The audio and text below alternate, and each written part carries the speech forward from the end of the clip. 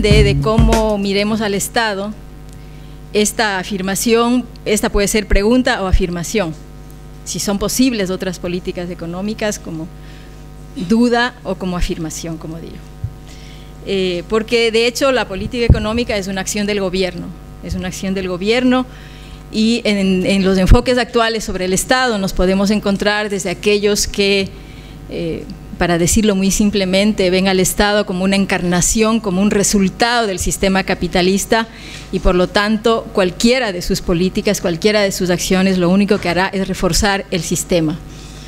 Ese estaría como en un extremo, en un rango de visiones que admite también la posibilidad de que el Estado sea un espacio en disputa, un espacio de articulación de poder, donde hay una hegemonía ciertamente, pero es una hegemonía siempre en disputa, y que permitiría así introducir políticas y acciones que lleven a una transformación.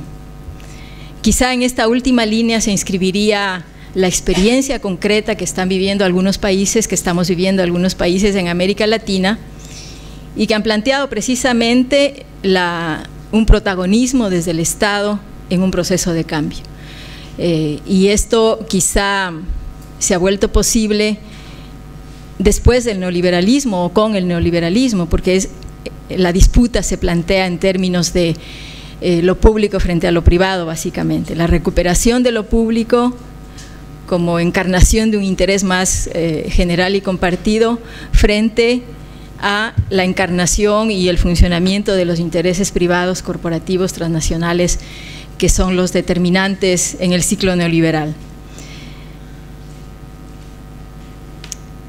Asimismo, vale considerar que el neoliberalismo hizo una ubicación de lo que son políticas económicas y de lo que son políticas sociales de un modo muy singular, ¿no? Porque cada vez más hemos ido entendiendo la política económica como aquello inherente a los mercados, a las finanzas, a las inversiones, y claro está a la política fiscal, ¿no? Está lo comercial, lo fiscal. Y una serie de asuntos que también hacen parte de la economía han sido sistemáticamente derivados a la esfera social. Y de algún modo se ha entendido que, bueno, que la economía necesita un mínimo de conducción de políticas y de intervenciones, y que la esfera de lo social y de la política social es la llamada a operar y de algún modo a compensar este funcionamiento de los mercados desde la perspectiva neoliberal. Entonces se da una separación entre lo económico y lo social. Los derechos se ubican sistemáticamente en el lado de lo social, ¿no? Incluso los derechos económicos son vistos como inherentes a la política social. Esta visión de lo económico como negocios, dinero, empresas, lo social como compensatorio, se refleja hasta en los medios de comunicación, porque secciones de los periódicos que antes se llamaban economía, ahora se llaman negocios o dinero. Y las revistas van por ahí, aunque recién vi una, Capital, que ya es más ambicioso, ¿no? La revista Capital, pero en todo caso hay esa interpretación, esa simbología en torno a la economía, y por lo tanto un desafío ha sido romper esa distancia, apropiarse de lo económico, y frente a la política económica plantearnos desde las organizaciones, desde la sociedad, las mujeres, las feministas, plantearnos conocimiento de esas políticas, seguimiento, denuncia, y desde ahí, desde esa crítica, sin duda se desprenden alternativas. Al menos esa es la experiencia que hemos pasado en América Latina. Parte de eso les quiero contar de modo muy concreto, o sea, cómo desde un trabajo de apropiación, conocimiento, crítica, logramos desprender nuevas interpretaciones sobre la relación entre mujeres y economía y nuevas propuestas. El feminismo desde sus orígenes, o la economía feminista, es anticapitalista, es antisistémica. Sin embargo, neoliberalismo por medio, la agenda económica de las mujeres y género ha estado también teñida de algún modo de esa visión de mercado. Recientemente ha seguido una trayectoria marcada por ese espejo del mercado, ¿no? hasta el quiebre que significó la mirada sobre sostenibilidad de la vida. Entonces, primó durante mucho tiempo una visión de las mujeres como impactadas por las políticas económicas, ¿no es cierto? Se analizaban siempre los impactos de género o los impactos sobre las mujeres como considerándonos externas a la economía, impactadas por.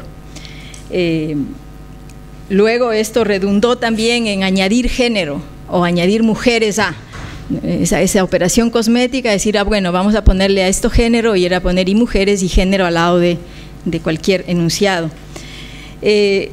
Conjuntamente con esto, la visión de integrar a las mujeres a la economía, nuevamente como si estuviéramos fuera, y era una propuesta que suponía o partía del supuesto de que las mujeres estábamos confinadas a los hogares, al ámbito doméstico, a lo estrictamente reproductivo, que éramos dependientes, y esta integración iba a cambiar esa supuesta realidad, que ignoraba que las mujeres y las dinámicas reales hemos estado en buena medida siempre insertas en procesos de producción y de generación de ingresos, no solo de condiciones de vida y de reproducción, sino buena parte de la población femenina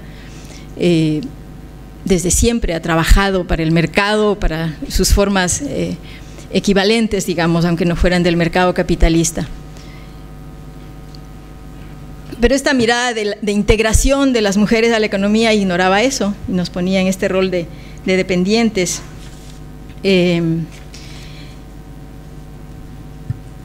De algún modo, como digo, esta mirada de mujeres impactadas por y que deberían integrarse a, cambió de manera sustantiva al adoptarse este enfoque sobre sostenibilidad de la vida, que ya no plantea el mercado como espejo de la actividad de reproducción de la economía de los cuidados, sino que plantea la racionalidad, la lógica de la vida al centro de la organización económica, lo cual permite resignificar el conjunto de trabajos que se hacen en el mercado y fuera del mercado.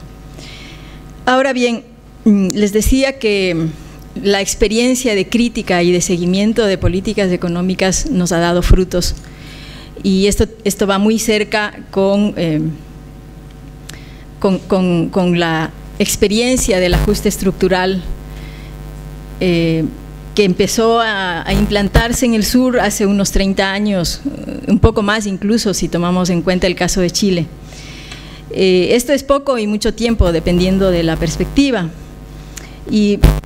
Pero vale recordar que en nuestro caso, en caso de América Latina, el ajuste estructural se dio en momentos en que había esta sensación de derrota, de victoria total del capitalismo económica y política, de expansión del neoliberalismo, y eso mismo, habían caído los socialismos reales en el camino, y eso nos permite también dimensionar la magnitud de los impactos neoliberales, el grado de desesperanza que acarrearon, y apreciar asimismo la importancia de los procesos de cambio autodenominados en varios casos como revoluciones que se levantaron posteriormente, ¿no? O sea, luego de semejante golpe sí hemos sido capaces de encontrar esta respuesta, y son procesos que avanzan en medio de contradicciones, de dificultades, desafíos que son propios de una búsqueda de transformación histórica. Comparando con esto, los ajustes estructurales que se aplican en el norte ahora ocurren en un contexto en que se reconoce crisis del capitalismo. Creo que eso marca una diferencia, ¿no? Y por lo tanto son una suerte de ajustes postneoliberales en un sentido, ¿no? Porque ya pasamos de ese ciclo, estamos saliendo en América Latina, vuelve acá, pero en un contexto donde hay una crisis reconocida, y eso ofrece como una puerta para la resistencia y para la alternativa. Y el neoliberalismo redefinió mucho, no solo en el terreno económico, sino en todos los planos. Entonces, por ejemplo, para asegurar el poder global de los mercados y de las corporaciones, de las inversiones y de los inversionistas, se ha erosionado cualquier figura real de gobierno mundial, porque las instancias internacionales no existen no operan desde una perspectiva de gobierno mundial, sino volcado hacia los intereses de la inversión del capital. Y por eso han pasado a considerarse como máximos a defender las plataformas que se generaron en los años 90 en ese ciclo de cumbres mundiales donde se definieron derechos, nuevos derechos, entre esas la plataforma de Beijing. La plataforma de Beijing ahora aparece como un máximo. ¿Por qué?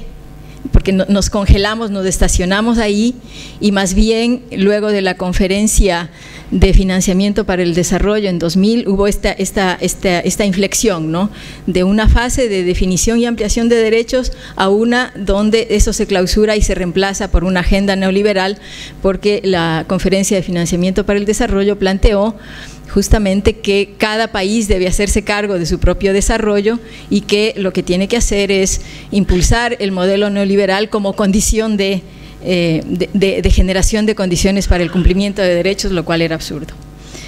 Es en este contexto que, como diría Nancy Fraser, el neoliberalismo ha tenido la habilidad o la astucia de capturar o instrumentalizar porciones de la agenda social, especialmente en los asuntos identitarios. Y ahora ha pasado a más, ¿no? Porque claro, tenemos toda esta agenda sobre diversidades, sobre identidades, que en un momento empieza a confrontarse con una agenda de cambios estructurales. Basta ver cómo las actuales críticas a los gobiernos progresistas en América Latina tienen en buena medida ese flanco, ¿no? La acusación siempre distorsionada de que se estaría afectando libertades y derechos vistos como inherentes a las identidades. Pero el Fondo Monetario no solo refleja esta situación, sino que ha ido más lejos. Ha tenido la capacidad de sorprendernos con propuestas que parecerían salidas de las filas feministas, ¿no? En el informe de 2013 sobre género y desarrollo que elabora el Fondo Monetario Internacional, nos dice que la igualdad de género es buena para la economía, ¿no?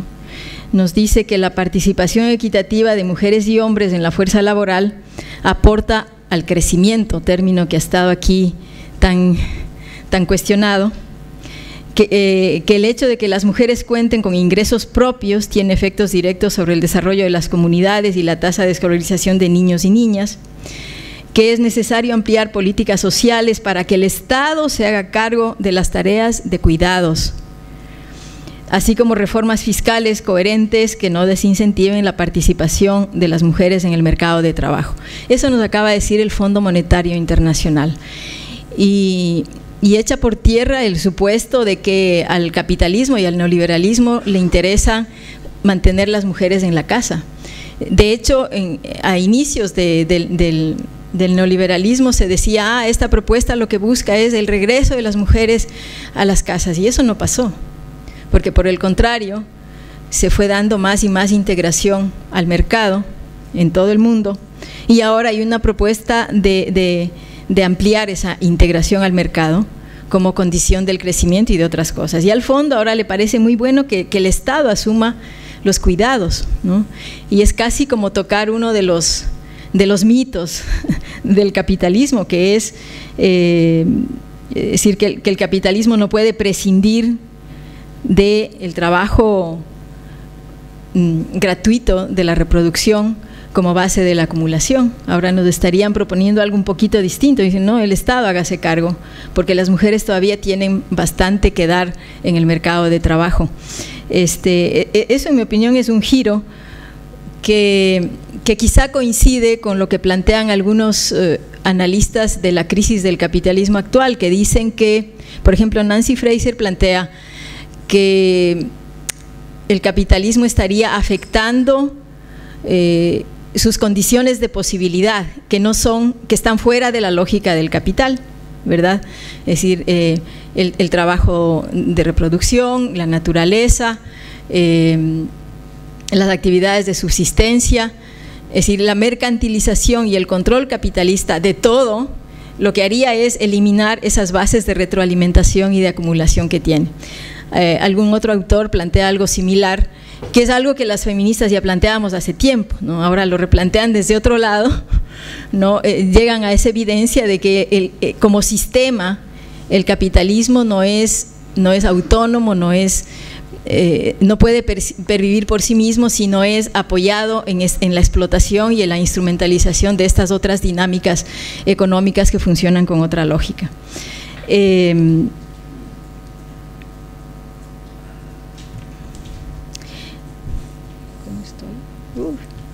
Ni siquiera llegué a las experiencias, me paso algunas cosas para contarles muy rápidamente cómo en el contexto de resistencia a los tratados de libre comercio en América Latina,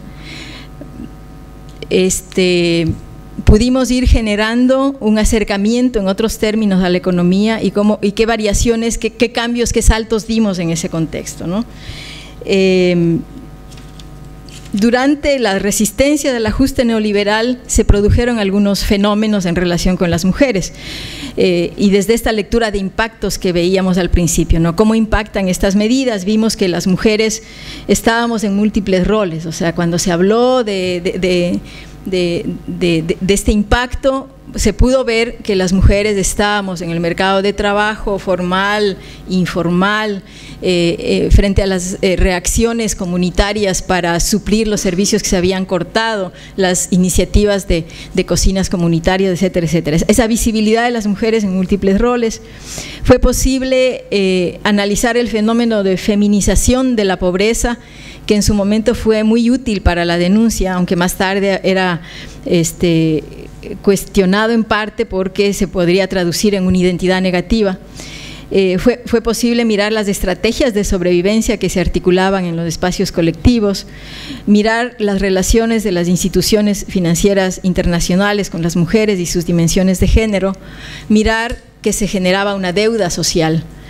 Entonces, esta era una mirada desde los impactos, desde una mirada de agenda social, con políticas de compensación y desde la lógica del mercado, ¿sí? Posteriormente, en una fase de resistencias a los tratados de libre comercio, como había mencionado, se da un giro a esta agenda, o se da un avance, ¿no? Porque resulta que las mujeres fuimos protagonistas en la defensa de lo público. No teníamos estados de bienestar, dependiendo de los países en América Latina, en unos mucho menos que en otros, pero sí algunas políticas y algunos espacios públicos a defender, y ahí hubo un protagonismo femenino en la defensa de lo público, análisis de las implicaciones económicas, ya no solo sociales, para sectores, para regiones, para actoras y actores. Fue como un reencuentro con la economía para todas y todos, ¿no? Porque el movimiento de mujeres, que había trazado un camino más o menos lineal, ahora se juntó con otros, nos juntamos con otros, con otras, y para cada uno era un desafío de mirar qué implicaciones económicas iban a tener esos tratados en cada uno de estos temas, cruces con derechos humanos, con ambiente, con salud, con esto, con aquello. Entonces fue un reencuentro con la economía, y en la agenda feminista fue una novedad, digamos, una visibilidad de las mujeres, ya no solo como las afectadas por, sino como las protagonistas de aportes económicos, ¿sí? Aportes económicos que tenían que ver no solo con el trabajo de la reproducción, con la economía del cuidado, sino con el sostenimiento de iniciativas económicas que funcionan con otras lógicas, un predominio de mujeres, por ejemplo, en las iniciativas de economía social y solidaria, en la artesanía, o sea, en todas aquellas formas de organizar el trabajo y la producción que no necesariamente están supeditadas a la lógica del capital. Se generaron ahí los planteamientos de no a la mercantilización de la vida, que fue algo muy salido desde las filas de las mujeres. Los principios para otra economía, reciprocidad, solidaridad, complementariedad. Entonces, a diferencia de la fase anterior, aquí dimos un salto a mirar otra economía, a definir principios y prácticas relacionados con la diversidad económica, y esto de la diversidad económica habría de tener consecuencias luego. Entonces eso supuso tomar distancia de algunas de las visiones previas de esta visión cosmética de género, de una circunscrita a los derechos económicos sin conexiones con una crítica al sistema, de una noción incluso inercial que nos ubicaba fuera de los procesos y no nos comprometía con acciones dentro de.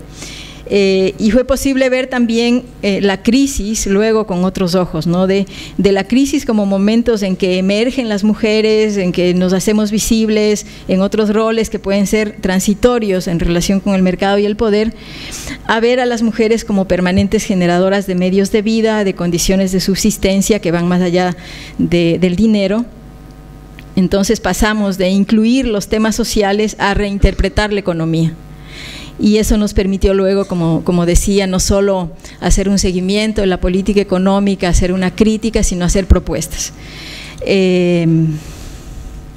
Esas propuestas que han tenido como hilo conductor anteponer la reproducción ampliada de la vida a la reproducción ampliada del capital. O sea, en los procesos contemporáneos en América Latina, este planteamiento de la vida como eje va más allá de la sostenibilidad de la vida humana. El planteamiento del buen vivir es uno más sistémico, más integral, y que incluso ha permitido también reinterpretar la economía del cuidado y darle otros alcances.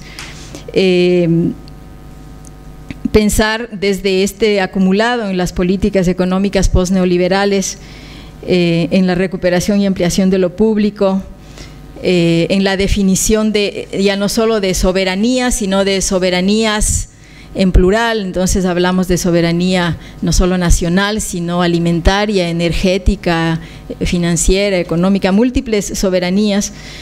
La recuperación de la planificación, porque no solo porque digamos, la conducción de una economía no puede darse por la sumatoria de decisiones individuales o grupales, sino con acuerdos en torno a objetivos estratégicos. Y si nos planteamos la reproducción de la vida como objetivo estratégico, es más necesaria que nunca la planificación, porque esto supone dar un giro total en la visión, en las políticas, en el horizonte. Y como digo, eso no va a ocurrir con aproximaciones y decisiones y prácticas sueltas a la interpretación de cada quien, sino estamos articuladas con objetivos estratégicos. Y frente a esto también esta presencia del Estado, pero no desde una visión estatista, sino de un Estado garante de derechos, tal como se plantea, por ejemplo, en la Constitución ecuatoriana y boliviana. Finalmente, disculpen que he pasado tan atropelladamente porque creo que eran demasiados temas, y pensando en estas otras políticas económicas posibles, hay unos debates que se han abierto y que ofrecen unas líneas muy interesantes. Como decía, el cuidado, o sea, cuando se habla de la vida como eje y como objetivo, el cuidado adquiere otra dimensión, porque la vida en todas sus expresiones se cuida, solo puede haber vida con cuidado, y eso rebasa los límites de la economía del cuidado entendida como el cuidado de los seres humanos, ¿no? Es la vida como un todo que supone actividades y trabajos de cuidado.